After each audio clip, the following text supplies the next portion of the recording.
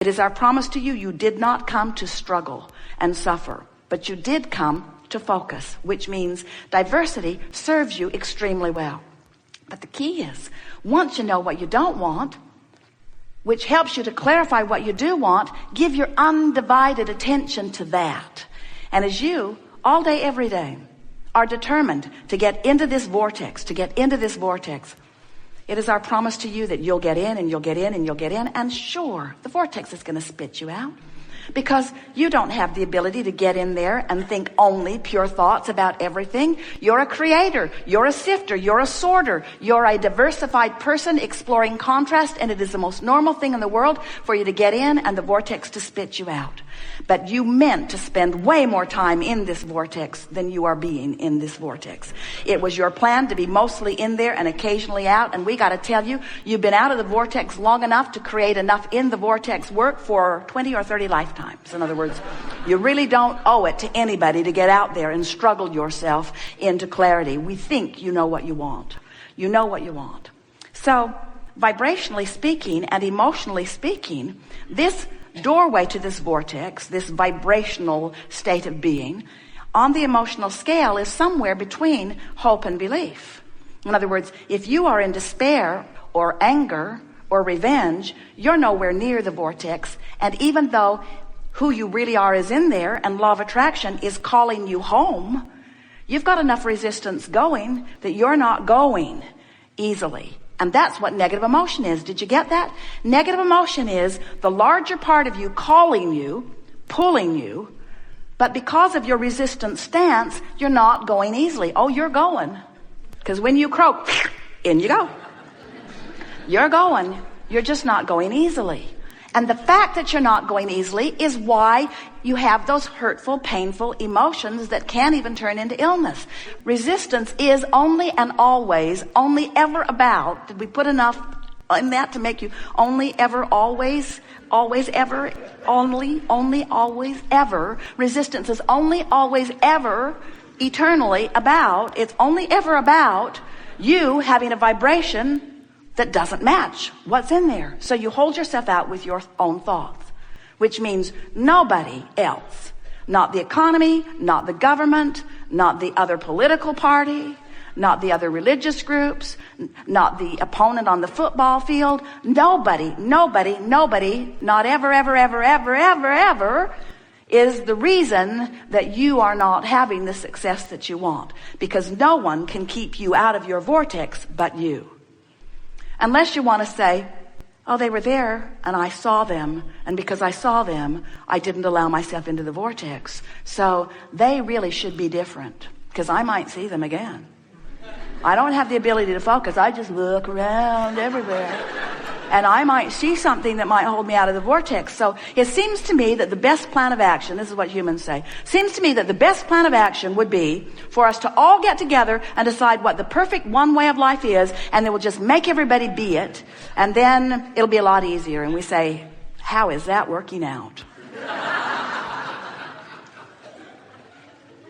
There has to be some logic that lets you know that if you need even one other person to be different so that you can get in the vortex and be a match to what you're asking for, you're going about it in the wrong way, because you can't make them focus long enough. Do you have a teenager? You can't get them to hold you as their dominant intent. Isn't it, or wasn't it, maybe not for you, but many of you feel shocked that others would have the nerve to care about their life more than yours. I don't think that guy's giving me the best deal he could give me on this purchase. It's like he doesn't even care about me. And when you finally accept that every person on the planet is selfishly oriented, every person on the planet is making their way to their own vortex, and all you've got to do is find a thought that lets you in. Think about the alternative. So you get up in the morning and you really don't want to go to work, but that's the way you make your money for now. So you think, well, in a perfect world, I'd fix that. So I wouldn't go to work. I'd just have my own money coming somehow. And in order to do that, I've got to have a really good idea. So I need to get on the internet and I need to explore all of the ideas and decide what's a really good idea for me. And then I'm really not prepared to do that. I don't have the equipment and I don't have the money to get the equipment, but I'll find some grant. I'll find some way. I'll find somebody that will give me the money so that I can get the equipment so that I can create my own business. And then I'll do as much as I can, but then I might need some employees. And they'll have to come to work. I'm having a hard time working this out because I'm doing this whole thing because I don't want to work. So they probably won't want to work either. So I'll get back on the internet and I'll find those who want to work. That's what I'll do. I'll find those who want to work, and I'll create a business that will be big enough that then they can come and they can work. And we say, or you could just get in the vortex. You could just get in the vortex. You could just find a way of finding a thought that doesn't feel uncomfortable and let the universe who has much better than a Google search engine,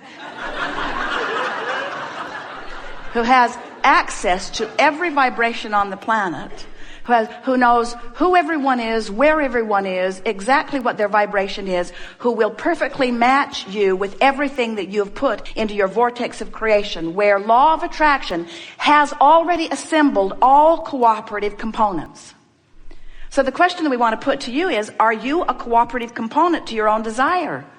And the answer is usually not. The answer is, if you're feeling elation, yes, but if you're feeling frustration or overwhelmment, or if you're worried, then you are not a vibrational match. You are not a cooperative component to your own creation, to your own vortex. So here's the thing that we want to sort of lay out there for you to bubble in the air as we are moving forward today. Because if you can reconcile this, then all of this will come together easily for you. We just want to ask you this one simple question. Is it easier for you to control the behavior of a substantial number of people and circumstances and events in order to give you something that you can look at that will take you easily into the vortex? Or would it be easier for you to just focus your thoughts on things that take you into the vortex? Well, pretty clear, isn't it? Much of your world is going about it in such a backwards way. They're saying, when I see that, I feel good, but when I see that, I feel bad. So we need to make laws so that that can't happen. And we say, are your laws doing the trick for you? Or are you filling your gels to the brim and building more every day, because the very essence of every single person on the planet is absolute freedom? In other words, you all want it. The freedom you're looking for, hear it, is freedom from your own vibrational discord, which is self-inflicted every single time. And when you discover how to get in the vortex and maintain a certain amount of time in the vortex, you're going to discover freedom beyond anything that you have ever experienced before. And that's what we're rooting for. We're rooting for the alignment of you in your physical form with you in the vortex. So, what do you want to talk about? Some things. Going to have a very, very good day. You're knowing what you're wanting. You are enjoying the evolution of your desire. You are enjoying the contrast that makes your desire possible. Out of that variety, you are able to focus, aren't you? And focusing is what you do, yes? As creators, you are focusers. Focusers of what? Focusers of consciousness, which is to say focusers of energy, which is to say focusers of thought, vibration. Many different words speak to the same concept, but the important word is focus, because you have the ability to think and choose. You have the ability to choose what you think about. You have the ability to choose the direction of your thought. You have the ability, therefore, to choose your vibration. You have the ability, therefore, to choose your point of attraction. You have the ability, therefore, to choose in any moment to focus into alignment with all that you are, or away from alignment to all that you are. When we speak of all that you are, we're talking, of course, of who you really are. You're beautiful in your bodies, but the physical part of you is an extension of all that you really are. You were source energy before you came forth into this body. And a part of that consciousness, thought, was focused into this physical body that you now claim as the personality that you know as you. But we claim much more of you as you than the personality that you know as you. Because we know not only who you were before you came into this body, but we know that who you were before you came into this body still exists even though you were in this body.